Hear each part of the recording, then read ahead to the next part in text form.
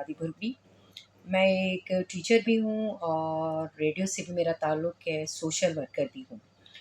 तमाम बहनों को और तमाम पूरी दुनिया को औरतों के आलमी दिन की मुबारकबाद देती हूँ।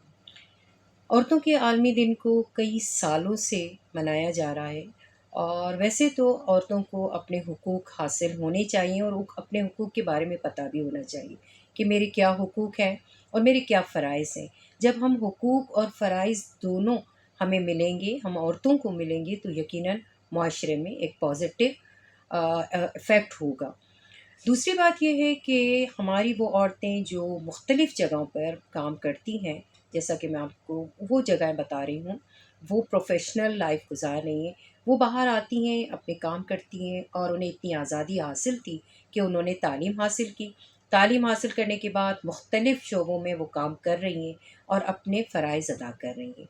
लेकिन यहाँ बात करती हुई मैं चलूँ कि उन औरतों की जिनके बारे में आज तक हम अपने सेमिनार्स में बात तो करते हैं, लेकिन उनको उनके हुकूक नहीं मिलते। मैं एक किसान और एक मज़दूरी करने वाली उस औरत की बात कर रही हूँ, जो खेतों में जाकर मज़दूरी करती है, लेकिन जब उसका फ़सल तैयार होकर आता है, तो ये बहुत माज़रत के साथ कहनी पड़ रही है ये बात कि उसे जो मुनाफ़ा मिलना चाहिए, जो उसकी उजरत उसको मिलनी चाहिए, वो उसे नहीं दी जाती पूरी। और उसके लिए फिर उसके अपने ही घर वाले, जो उसका हस्बैंड है, बेटा है, भाई है उसके साथ, वो उस पर अपना पूरा हक रखता है और वो पूरी उजरत अपने पास रखता है।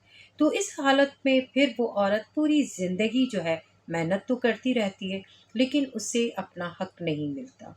और अगर उन्हीं में से कोई औरत बाहर आकर जैसे समाज में आती है, कहीं बात करती है और वो अपने हुकूक के हवाले से बात करती है, तो फिर उन्हें बहुत कुछ सुनना पड़ता है कि अब ये औरतें इतनी आज़ाद हो गई हैं। आज़ादी का हरगिज़ ये मतलब नहीं है कि हम अपने आज़ादी को किसी गलत जगह पर ले जाएँ।